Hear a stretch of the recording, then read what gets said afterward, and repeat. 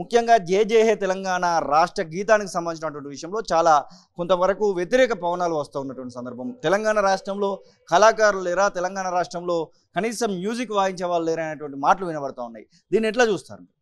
ఇది కోడిగుడ్డు మీద ఏకలు పీకడం అంటే ఎట్లుంటుందో అట్లాంటి కథ ఇది.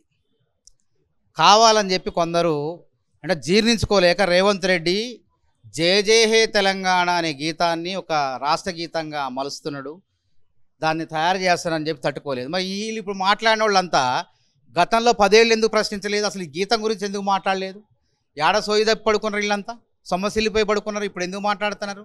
అరే ఇప్పుడు ఒక మన తెలంగాణ ఉద్యమం మా ముందు బాడిండు, అసువుగా బాడిండు.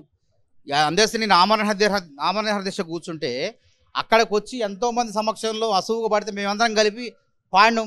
అది జాతీయ గీతం అన్నారు, అది రాష్ట్ర గీతం అన్నారు, చాలా సంబరపడ్డాం మేము.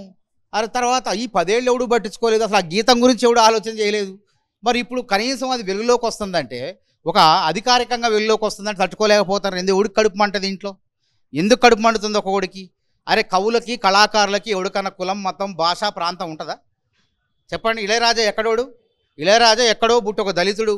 ఈ అద్భుతమైన సంగీతం, బ్రాహ్మణుల కన్నా అద్భుతమైనటువంటి సంగీతం. అంటే కులాలకు మాట్లాడొద్దు అసలు దీంట్లో. మంచి కళాకారుడు ఆయన, ఒక రసహృదయం ఉన్న వ్యక్తులు. వాళ్ళ కులాలు మతాలు అంటగట్ట లాంటి సుంటలు ఎవర్రా మీరు? అసలు మీరు మనుషులా సుంటలా? ఒక రాష్ట్ర గీతం తయారవుతుందంటే ఎందుకు ఏడుస్తారు? అభినందించాల్సింది పోయి ఒక రేవంత్ రెడ్డి ముందున్నాడు దాని వెనక. రేవంత్ రెడ్డి పట్టుబట్టి మరి అందశ్రీ జాతీయ గీతం మేము అప్పుడు ఇక్కడే తెలంగాణ తల్లి విగ్రహాన్ని పెట్టింది మేము. నా తెలంగాణ తల్లి ఈ విధంగా ఉంటుంది, దొరసాని పోకళ్ళు ఉండవు, నా తెలంగాణ తల్లి హంగు ఆర్భాటాలు ఉండవు, ఒక సాదా సీదా సాకల ఇలమ్మ లెక్క ఉంటుందని రేవంత్ రెడ్డి స్పష్టంగా చెప్పి గాంధీ భవన్లో నిలువెత్తు విగ్రహాన్ని పెట్టండి ఇక్కడ.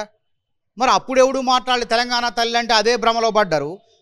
రాష్ట్ర గీతం జై జై హే తెలంగాణ అనే ఒక అందశ్రీ లాంటి వ్యక్తి, ఒక సహజ కవి, ఆయన రాసిన గీతాన్ని కనీసం ఎక్కడ కూడా పాడకపోతే ఎవడు మాట్లాడలేదు.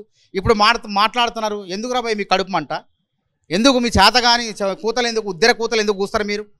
ఇట్లనే మాట్లాడితే ప్రజలు ఊరుకోరు మిమ్మల్ని. మేము ఏమంటాం, తెలంగాణలో కవులు కళాకారులు ఉన్నాడు, తెలంగాణ కవే రాసిండి. అది మీ సంగీతం స్వరపరచడం అనేది అది ఆ కవి ఇష్టము. ఆయన ఎవరికి నచ్చితే వాళ్ళకి ఇచ్చుకుంటాడు. దాంట్లో నీకేంద్ర నొప్పి అర్థం కావట్లే. మీరు కావాలని చెప్పి రాజకీయం చేస్తున్నారు ఇక్కడ. మీ యొక్క రాజకీయాలకు ఈ తాటాకు చప్పులకు ఉడత ఊపులకు భయపడదు. రాష్ట్ర గీతం తయారవుతుంది తప్పకుండా రేపు 2వ తారీఖున రాష్ట్ర వ్యాప్తంగా ఆలపించడం జరుగుతుంది. తరతరాలకు కూడా ఇది ఎప్పటికి కూడా నిలిచి ఉంటుంది. ఇది చరిత్ర. ఇది రేవంత్ రెడ్డి ఒక చరిత్ర సృష్టిస్తాడు. దీన్ని అభినందించకుండా పెంట మీద పెండ దిబ్బ మీద ఏదో ఏరుకునేటట్లు, కోడిగుడ్డు మీద ఈకలు పీకేటట్టు ప్రయత్నాలు చేస్తారు మీరు. పిచ్చి కూతలు గుయ్యకండి అని చెప్పి తెలంగాణ పరువుని కాపాడండి. ఎందుకంటే మనం ఏమనుకున్నాం, మీరు గతంలో ఎన్ని ఉల్లంఘనలు జరిగినాయి? మరి తెలంగాణ రాష్ట్ర ఉద్యమ నాయకుడు ముఖ్యమంత్రి గారు కేసీఆర్ గారు ఉన్నప్పుడు మరి ఎంతమంది తెలంగాణ వాళ్ళకి అన్యాయం జరిగింది? దాని గురించి కూడా మాట్లాడిండా? అరే బీహార్ అధికారులు మొత్తం కూడా చీఫ్ సెక్రటరీ దగ్గర నుంచి ప్రధానమైన శాఖలన్నీ కూడా బీహార్ వాళ్ళకి ఇచ్చారు. అప్పుడు ఎందుకు మాట్లాడలేదురా భయ్? నువ్వు ఏడబడుకున్నావు అప్పుడు? చెప్పు, దీనికి సమాధానం చెప్పు. నువ్వు అప్పుడు మాట్లాడింది రేవంత్ రెడ్డి, కొట్లాడింది మేమే. అసలు నీకు తెలంగాణ ఉద్యమంలో చేసినావు భయ్? నువ్వు మాట్లాడిన ఎవడన్నా నీ కారసుకు జైలుకు పోయినావా? మేము పోయినాం జైలుకి. ఆ బాధ ఏందో, ఆ కష్టం ఏందో మాకు తెలుసు.